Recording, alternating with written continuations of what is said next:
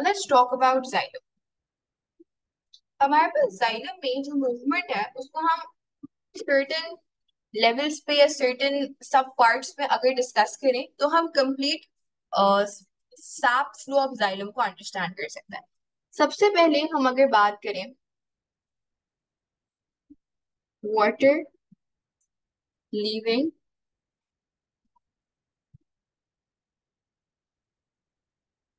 The surface of mesophyll cells,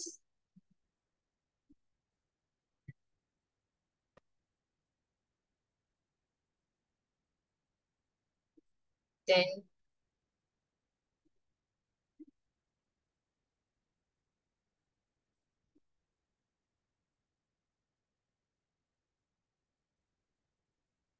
from xylem which is present in the leaf into mesophyll cells,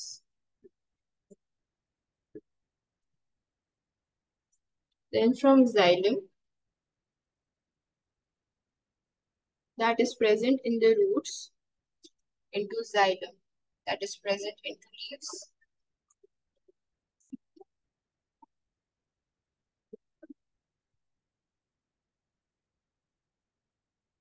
from root hair cells into xylem in the roots, and from soil into the root hair cells. तो हमारे पास जो basically water की movement हो रही होती है वो हमारे पास इन 5 सब पार्ट्स में हम डिवाइड कर सकते हैं। Let's talk about the first one. हमारे पास लेट्स टॉक अबाउट जो मैंने ऊपर प्लान डायग्राम बनाई थी, लेट्स कॉपी दैट फर्स्ट।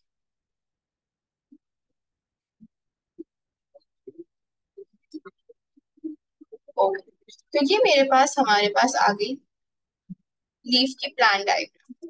यहाँ पर हमारे पास क्या होंगे, हमारे पास मेसोफिल सेल्स होते हैं। ये पूरी एक लेयर होगी मेसोफिल सेल्स की। ठीक है, ये हमारे पास पैलिसेड मेसोफिल सेल्स होंगे। देन हमारे पास बहुत सारी लेयर्स आ जाएंगी किसकी, स्पॉन्जी मेसोफिल सेल्स की। ये हमारे पास स्पॉन्जी मेसोफिल सेल आ गया। और वी नो कि स्पॉन्जी मेसोफिल सेल्स के बीच में क्या होती है, इंटरसेल्यूलर एयर स्पेसेस होती हैं। तो हम थोड़ी सी इंटरसेल्यूलर एयर स्पेसेस भी ड्रॉ कर देता है। नाउ व्हाट हैपेंस इज कि हमारे पास मेसोफिल की सेल वॉल पर एक thin line of cell appear, वो वाटर अपीयर हो जाती है। ये मेरे पास एक मेसोफिल सेल है, इसके ऊपर एक थिन फिल्म ऑफ मॉइस्चर है। Now when during the day जब हमारे पास सनलाइट में एक्सपोज्ड होते हैं हमारे leaves, so that heat from the sun causes this thin moisture that is present on the cell, mesophyll cell, उसकी evaporation करा देते हैं into the evaporation from surface of mesophyll into air spaces. तो हमारे पास जो ये एम्प्टी एयर स्पेसेस हैं उनमें हमारे पास जो वाटर है ये एग्जिस्ट करना शुरू हो जाता है एज वाटर वेपर। तो जब मेरे पास मेसोफिल सेल के ऊपर जो ये थिन मॉइस्चर की लेयर है वो वाटर से कन्वर्ट हो जाती है इनटू वाटर वेपर, तो वो वाटर वेपर जो होते हैं वो मेरे पास यहाँ पर अक्यूमुलेट करना शुरू हो जाते हैं in my intercellular air spaces. जब मेरे पास वाटर वेपर की जो कॉन्सेंट्रेशन है that is greater in the intercellular air spaces of the leaf and the water vapor in the external atmosphere is lower, तो होगा क्या कि मेरे पास ड्यूरिंग द डे जो स्टोमेटल ओपनिंग्स हैं वो ओपन होती हैं। So when water vapour would exit from the intercellular air spaces of leaves and out into the external atmosphere. इस प्रोसेस को जब हमारे पास वाटर वेपर लीव करता है लीफ की सरफेस से, इसको हम क्या बुलाते हैं, इस फिनोमेना को हम बुलाते हैं ट्रांसपिरेशन। ठीक है, ये हमारे पास फर्स्ट स्टेप है टू अंडरस्टैंड कि हमारे पास एक्चुअली जाइलम में मूवमेंट कैसे हो रही होती है। The biggest reason of water being moved from the roots up to the leaf is basically because of the phenomena of transpiration. हमारे पास सबसे पहले क्या होगा कि वाटर का जो लीफी एरिया है वो अपना वाटर वेपर लूज करेगा। अच्छा जी, हमारे पास वाटर वेपर जब लूज किया, मेरी थिन फिल्म ऑफ मॉइस्चर जो सरफेस पे है मेसोफिल सेल की, वो इवेपोरेट हो गई। तो मेरे पास ऑब्वियसली मेसोफिल सेल्स को क्या रिक्वायर्ड होगा? उसको रिक्वायर्ड होगा मोर वाटर। जाहिर है एक चीज जब एग्जिट कर गई है, एक चीज जब खत्म हो गई है, तो उसकी रिप्लेसमेंट भी चाहिए होगी। सो ऑब्वियसली हमारे पास जो mesophyll cells हैं, they actually have vascular bundle present in between them. vascular bundle में xylem है, xylem क्या कंडक्ट कर रही है? वाटर कंडक्ट कर रही है। तो xylem के अंदर क्या होगा? xylem के अंदर वाटर होगा। mesophyll cell has just lost its moisture in the form of water vapor, ठीक है? तो अब उसको जरूरत है रिप्लेसमेंट की of water. so water will enter, सबसे पहले हमारे पास ट्रांसपिरेशन हुई, फिर हमारे पास वाटर एंटर्स,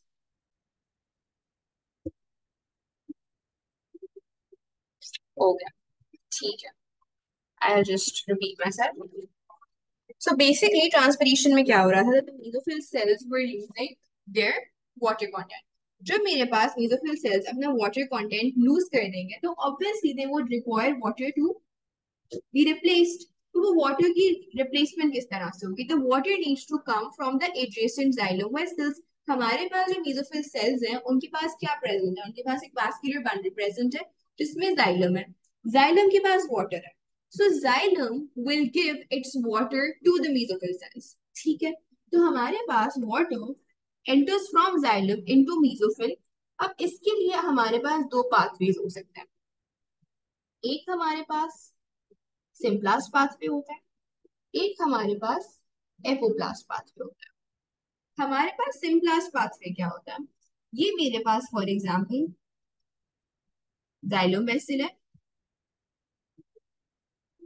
और ये मेरे पास मीजोफिल सेल है, ठीक है?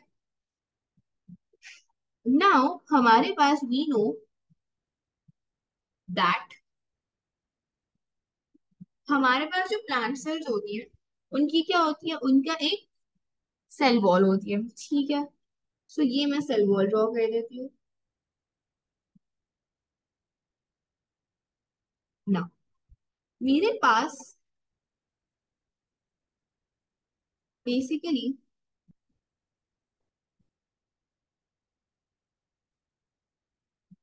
ये सेल वॉल है और ये सेल मेम्ब्रेन है।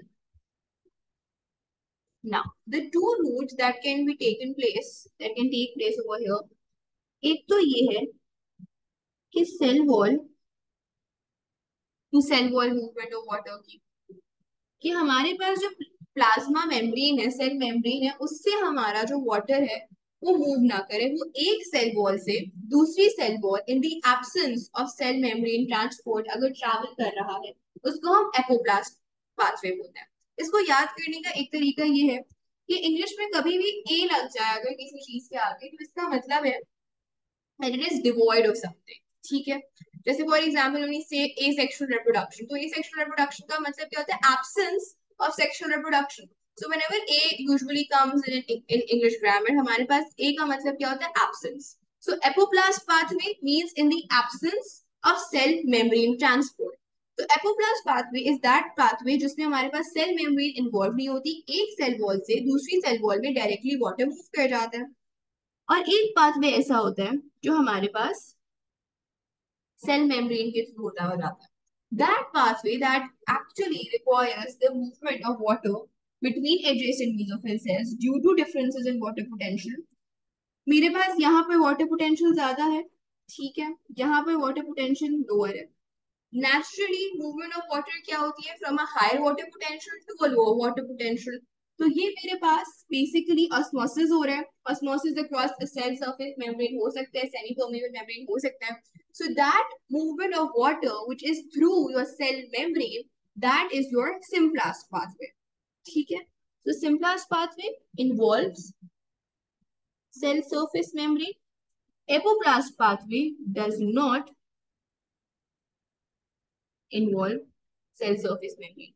So दोनों तरीकों से मेरा वाटर जाइलम से एग्जिट करके फ्लोएम के अंदर आ जाता है to replace whatever moisture mesophyll cells just, sorry मैंने फ्लोएम बोल दिया, जाइलम वेसल से मेरा वाटर मीजोफिल सेल के अंदर आ जाता है to replace whatever the water moisture, whatever water content the mesophyll cell just lost. ठीक है। अब मेरे पास जाइलम वेसल ने क्या किया, जाइलम वेसल ने अपना जो वाटर है वो लीफ के मेसोफिल सेल को दे दिया, राइट। मेरे पास जब उसने लीफ के मेसोफिल सेल को जाइलम ने अपना वाटर दे दिया, so can I see that xylem lost its water, and losing water would result in what? In a decrease in your hydrostatic pressure. Hydrostatic pressure होता ही क्यों है? हाइड्रोस्टेटिक प्रेशर होता है वाटर की प्रेजेंस में। मेरे पास जब जाइलम वेसल अपना वाटर दे देगी मेसोफिल सेल को, तो उसका अपना जो हाइड्रोस्टेटिक प्रेशर है वो कम हो जाएगा। So the hydrostatic pressure at the top of a plant near the leaf is what? It is decreased.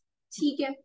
Now what happens is कि मेरे पास जो रूट है, this is my root area, मेरे पास ये स्टेम है जो कि फिर कनेक्ट कर रहा है और लीफ बन रहा है। मेरे पास जो जाइलम है near the root, this xylem has just taken water from the root, तो इसका जो वाटर पोटेंशियल होगा वो ज्यादा होगा, एंड हेंसफोर्थ इसका जो हाइड्रोस्टैटिक प्रेशर है वो भी ज्यादा होगा, right. So my hydrostatic pressure is greater over here and my hydrostatic pressure is lower at the top. नीचे हाइड्रोस्टैटिक प्रेशर जाइलम का ज्यादा है, ऊपर क्योंकि उसने अपना वाटर लीफ को दे दिया है तो उसका ओवरऑल हाइड्रोस्टैटिक प्रेशर में एक डिप आया है। हमारे पास हाइड्रोस्टैटिक प्रेशर की जो मूवमेंट होती है वो कैसे होती है कि हमारे पास from a region of high hydrostatic pressure to a region of low hydrostatic pressure हमारे पास एक चीज मूव करती है। तो बल्क में मेरे पास water move करता है because of the difference in the hydrostatic pressures at the top and at the bottom. तो मेरे पास जो ये gradient प्रोड्यूस हो रहा होता है हाइड्रोस्टैटिक ग्रेडियंट, इस वजह से मेरे पास मूवमेंट ऑफ वाटर होती है। नाउ मेरे पास सवाल ये है कि ये अगेंस्ट द ग्रेविटी हो रहा है, right. This movement is from bottom to top, correct. ये अगेंस्ट ग्रेविटी हो रहा है, तो ऑब्वियसली कोई ना कोई फोर्स इन्वॉल्व होगी। उस फोर्स को हम क्या कहते हैं? उस फोर्स को हम कहते हैं ट्रांसपिरेशनल पुल। मेरे पास जब जाइलम वेसल के थ्रू पूरा पानी मूव कर रहा होता है, तो एक तो ये हमारे पास बल्क मूवमेंट हो रही है क्योंकि वाटर बल्क में ट्रांसपोर्ट कर रहा होता है नीचे से ऊपर की तरफ। और ना सिर्फ ये बल्क मूवमेंट हो रही है, ये हमारे पास जो मूवमेंट हो रही है उसको हम क्या बुलाते हैं? उसको हम मास फ्लो बुलाते हैं। मास फ्लो हम उसको इसलिए बुलाते हैं कि हमारे पास वाटर बहुत ज्यादा अमाउंट में नीचे से ऊपर की तरफ ट्रैवल कर रहा होता है, राइट। वो हमारे पास एक फोर्स, और वो फोर्स क्यों जनरेट हो रही होती है? वो फोर्स हमारे पास डिफरेंस इन हाइड्रोस्टैटिक प्रेशर की वजह से जनरेट हो रही होती है, एंड हेंस फोर्थ हमारे पास वो नीचे से पानी को ऊपर की तरफ खींच रहा होता है, ठीक है। Any questions about this? And why is it labelled the transpirational pull? क्योंकि हमारे पास जो ये पूरा प्रोसेस है ये कैसे स्टार्ट हुआ था? ये ट्रांसपिरेशन की वजह से स्टार्ट हुआ था। जब मीजोफिल ने अपने वाटर को लूज किया वाटर वेपर की फॉर्म में, वो वाटर वेपर एग्जिट कर गया सेल से इनटू द एक्सटर्नल एटमॉस्फेयर। हमारे पास इस जगह पे एक वाटर की डेफिशिएंसी प्रोड्यूस हुई। जब वो वाटर की deficiency due to transpiration produce हुई, तो जाइलम इन द लीफ ने अपने वाटर को दे दिया किसे? मेसोफिल सेल्स को। जब उसने मेसोफिल सेल्स को अपना वाटर दे दिया, तो at the top we had a dip in the hydrostatic pressure gradient. So near the leaf surface, the hydrostatic pressure gradient is decreased. In the root, the xylem in the root has just absorbed water. तो वहां पर जो water content है वो ज्यादा है, जिसकी वजह से hydrostatic pressure gradient at the root level is greater. The movement is from a high hydrostatic pressure to a low hydrostatic pressure. Yes Raima. Yeah that occurs in the leaf, जहां पे हम कहते हैं कि खाली हमारे पास सिम्प्लास्ट पाथवे होते हैं। तो जब हम अपना पॉइंट नंबर 4 पे आएंगे, दिस द नेक्स्ट पॉइंट, वहां पर हम डिस्कस करेंगे पूरा सुबेरियन और कैप्सिलियन वाला। प्रोसेस नहीं है हमारे पास, एंडोडर्मिस इन द रूट में ही मेजरली होता है। एंड उसका क्या रीजन है वो भी मैं आपको बता दूंगी when we come there, okay. So फिर इसके अलावा कोई और नहीं होता, वरना हर जगह दोनों हो सकते हैं except when the Casparian strip is there. Yes, and that Caspian strip is present in the root level. और वो क्यों होती है? वो बेसिकली हमारे जो टॉक्सिन्स होते हैं उनको फिल्टर आउट करने के लिए होती है। So when we come to that point we will discuss it over there. So basically, this is how water is actually flowing in a bulk movement from bottom to top. Now let's move कि हमारे पास xylem in the root में water पहुंचा कैसे? Now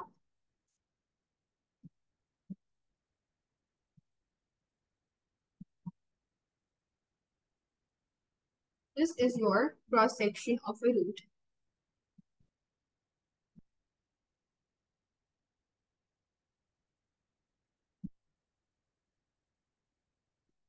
ठीक है, ये हमारे पास है एंडोडर्मिस, ये हमारे पास कॉर्टेक्स रीजन है रूट का, ये रूट हेयर सेल्स हैं, एंड ये हमारे पास जाइलम और ये फोएम है। नाउ हमारे पास दिस इज योर सॉइल, ठीक है। अब हमारे पास सॉइल में जो वाटर है वो ज्यादा है, ठीक है। तो मेरे पास जो रूट हेयर सेल्स हैं they take up this water. तो सबसे पहले जो सॉइल से जो वाटर है that enters into the root hair cells, ठीक है। रूट हेयर सेल से फिर वो वाटर जो है it travels into the cortical cells. Cortical cells हमारे पास जो कॉर्टेक्स रीजन में सेल्स प्रेजेंट है उनको बुलाते हैं। ना हमारे पास रूट हेयर सेल से कॉर्टेक्स में ये मूवमेंट कैसे हुई? ऑब्वियसली रूट हेयर सेल्स ने सॉइल से वाटर एब्जॉर्ब किया। जब उन्होंने वाटर एब्जॉर्ब किया तो अब इनका जो वाटर पोटेंशियल है it is greater than the cortical cells. तो अब उनका जो मूवमेंट ऑफ वाटर है वाया ऑस्मोसिस वो रूट हेयर सेल से टुवर्ड्स कॉर्टेक्स है। पहला ऑस्मोसिस था soil to root hair cells, फिर दूसरा ऑस्मोसिस क्या है जब रूट हेयर सेल्स से कॉर्टिकल सेल्स में मूवमेंट होती है। नाउ यहाँ पर हमारे पास एंडोडर्मिस, एंडोडर्मिस में क्या होता है? अच्छा, हमारे पास कॉर्टिकल सेल एक तो नहीं होते, लेयर्स ऑफ कॉर्टिकल सेल होती है, हो सकते हैं 1 2 3 लेयर्स ऑफ कॉर्टिकल सेल्स हैं। तो कॉर्टिकल सेल्स में भी हमारे पास दोनों पाथवेज यूज हो सकते हैं for the transport of water, for the osmosis of water. Symplast pathway and apoplast pathway. एक कॉर्टेक्स के सेल से दूसरे कॉर्टेक्स के सेल में अगर मूवमेंट ऑफ वाटर हो रही है तो होगा क्या? वो सिम्प्लास्ट पाथवे के थ्रू भी हो सकती है, तो एपोप्लास्ट पाथवे के थ्रू भी हो सकती है। However, upon reaching the endodermis, that changes. Endodermis में हमारे पास endodermis is surrounded by Casparian strip जो कि हमारे पास ट्यूबरिन से बनी हुई होती है, ठीक है।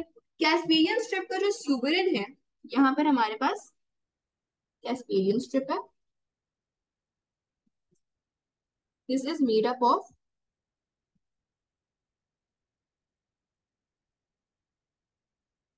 वैक्सी ट्यूबरिन। हमारे पास वैक्स है, वैक्स क्या होता है? It is a type of lipid. हमारे पास जो लिपिड्स होते हैं वो क्या होते हैं? वो हमारे पास हाइड्रोफोबिक इन नेचर होते हैं, so they do not allow any polar particle to move. तो हमारे लिपिड्स के थ्रू हमारा वाटर मूव नहीं कर सकता। मैं वाटर के not directly move through this Caspian strip. However हमारे पास फैसिलिटेटेड डिफ्यूजन हो सकती है वाटर। वाटर की फैसिलिटेटेड डिफ्यूजन के लिए हमारे पास जो चैनल प्रोटीन रिक्वायर्ड होता है वो होता है एक्वा पोरिन। सो वाटर, ये मेरी फॉस्फोलिपिड बाइलेयर की अगर दो लेयर्स हैं तो इनके बीच में एक्वा पोरिन चैनल होगा जिसके थ्रू मेरे पास क्या मूव कर सकता है? वाटर मूव कर सकता है। लेकिन मेरे पास ये एक्वा पोरिन चैनल कहाँ पे प्रेजेंट होगा? ऑब्वियसली जहाँ पे फॉस्फोलिपिड बाइलेयर है, और फॉस्फोलिपिड बाइलेयर कहाँ पर है? सेल सरफेस मेम्ब्रेन में।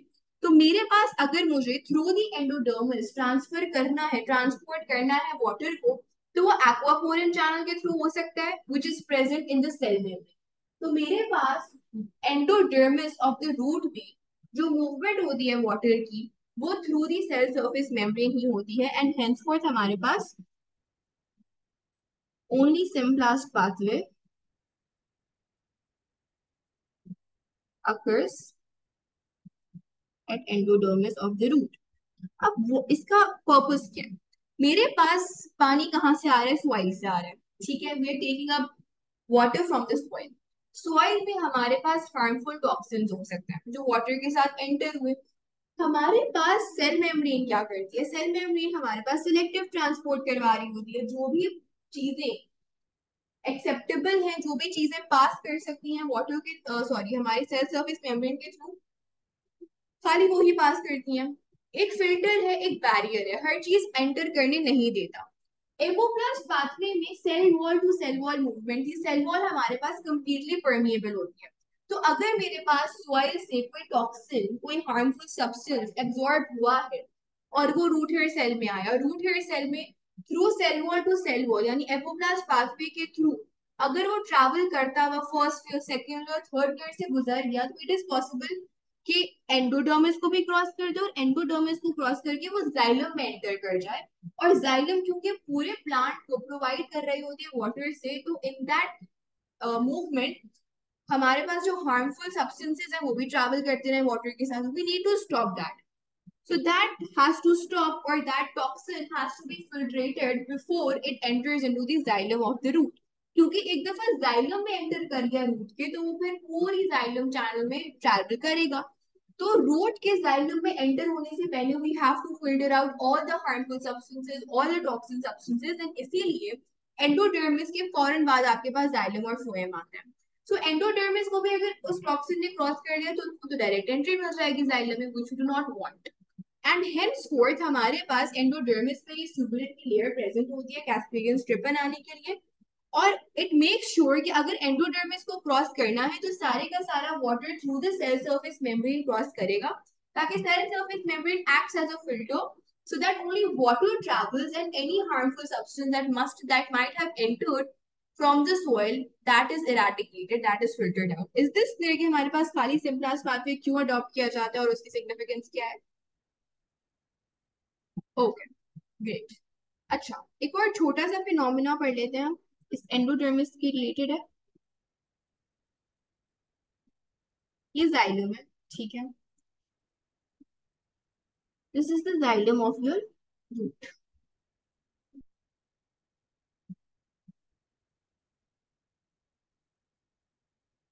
Now this is your endodermis,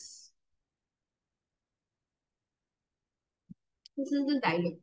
now हमारे पास एक रोल ऑफ द एंडोडर्मिस या एक significance of the endodermis in the root हमने पढ़ ली कि हमारे पास यहाँ पे सुबरिन की एक लेयर होती है, कैस्पेरियन स्ट्रिप जिसको बुलाते हैं, जो कि इंश्योर करती है कि सारे का सारा वाटर सिम्प्लास्ट पाथवे के थ्रू मूव करके जाइलम में एंटर करे to filter out any toxic substances that might have entered into the water stream. दूसरा क्या काम होता है कि हमारे पास जाइलम से पहले कुछ सेल्स होते हैं एंडोडर्मिस के, वो क्या कर रहे होते हैं, वो बेसिकली कर रहे होते हैं एक्टिव सिक्रीशन of ions।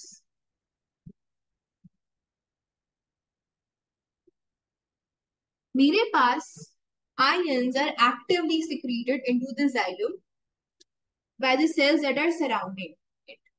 मेरे पास अगर एक्टिव सिक्रीशन ऑफ आयंस हो, मिनरल आयंस हो इनटू द जाइलम, उसकी वजह से मेरे पास जाइलम की वाटर पोटेंशियल को क्या होगा, that water potential would decrease. When that water potential would decrease, the xylem would demand more water to enter. Active secretion of ions की वजह से क्या हो रहा है, मेरे पास जाइलम का जो वाटर पोटेंशियल है वो ड्रॉप कर रहा है, जिसकी वजह से it is demanding more water to enter into the vessel. when more water enters into the vessel, अभी हमने पढ़ा कि हमारे पास जितना ज्यादा पानी होगा उतना ज्यादा हाइड्रोस्टैटिक प्रेशर होगा, तो हमारे पास जब बहुत ज्यादा वाटर अंदर आ जाएगा जाइलम के, तो एक प्रेशर क्रिएट होगा। जो हमारे पास स्मॉल हाइटेड प्लांट्स होते हैं, जो बहुत बड़े नहीं होते, जो क्या कहते हैं बिल्कुल कुछ सेंटीमीटर्स के होते हैं, ऐसे प्लांट्स में जो रूट प्रेशर है that is enough for the travel of water from the bottom to the top. अभी तो हमने लार्ज प्लांट से पढ़ा जिनके लंबे लंबे बार्ड्स होते हैं, लंबे लंबे स्टेम्स होते हैं, कि एक huge distance against the gravity travel करना है पानी में। तो उस ह्यूज डिफरेंस के लिए कोई ना कोई पुल जरूरी है, और वो पुल क्या होता है, वो फोर्स क्या होती है, वो ट्रांसपिरेशनल पुल होती है। In small plants which are just few centimetres long, उनमें क्या होता है कि root pressure is enough to push the water from the root and into the required areas. तो रूट प्रेशर क्या है? रूट प्रेशर बेसिकली हमारे पास जो एंडोडर्मिस ऑफ द रूट है वो एक्टिव सिक्रीशन कर रही है आयंस की, जिसकी वजह से जो वाटर है दैट फॉलोज इनटू जाइलम वया ऑस्मोसिस। जब जाइलम का जो वाटर कंटेंट है वो अचानक से बढ़ जाएगा, तो जो मूवमेंट है वाटर की फ्रॉम रूट वाला xylem to other parts of the other xylems that are present in different parts of the plants वो ज्यादा हो जाएगा। व्हाई? क्योंकि जल्दी जल्दी और ज्यादा ज्यादा पानी आ रहा है रूट के जाइलम में, तो जो उसमें ऑलरेडी एग्जिस्टिंग वाटर है वो पुश आउट हो जाएगा into the xylem of other regions. So some plants actually depend on root pressure for the transport, क्योंकि उनमें ट्रांसपोर्टेशनल पुल की जरूरत नहीं होती। Is this clear? This entire phenomena is known as your or is contributing to root pressure. Okay, so this is it from transport in plants. I think so. Majority people had questions related to this. तो ये theory शायद आसान हो गई होगी अब आप लोगों के लिए। Yes, Ryan, any questions? बस जो हाइड्रोस्टैटिक प्रेशर का है that we did in the sucrose वाला, उसके अलावा where is the usages of hydrostatic pressure if there is any? Hydrostatic pressure की जो यूजेज है वो हमारे पास पूरे जाइलम के जो ट्रांसपरेशनल पुल है उसमें है। वाई? क्योंकि लीफ में जब जाइलम ने अपना वाटर मीजोफिल सेल को दे दिया, तो जो xylem vessel at the top है right next to the mesophyll cell, उसके हाइड्रोस्टैटिक प्रेशर को क्या हुआ?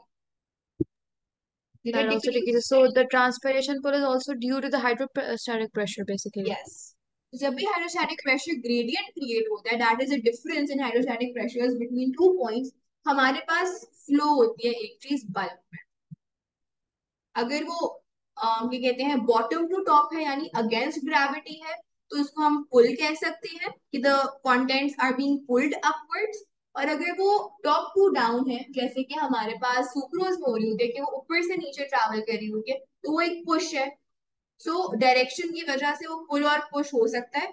But hydrostatic pressure against the gravity भी काम कर रहा होता है और डाउन ग्रेविटी भी काम कर रहा होता है, बिकॉज उसका जो पर्पस होता है, वो जिस मैकेनिज्म के थ्रू होता है, वो हाइड्रोस्टैटिक प्रेशर ग्रेडियंट की वजह से होता है। So it is to irrespective of the direction being in flow of gravity और against the flow of gravity, वो हमारे पास मूवमेंट करवाएगा सब्सटेंसेस की। बट वो मूवमेंट किसके हिसाब से कराएगा? कि हमारे पास higher hydrostatic pressure to lower hydrostatic pressure ही मूवमेंट हो रही है। ठीक है।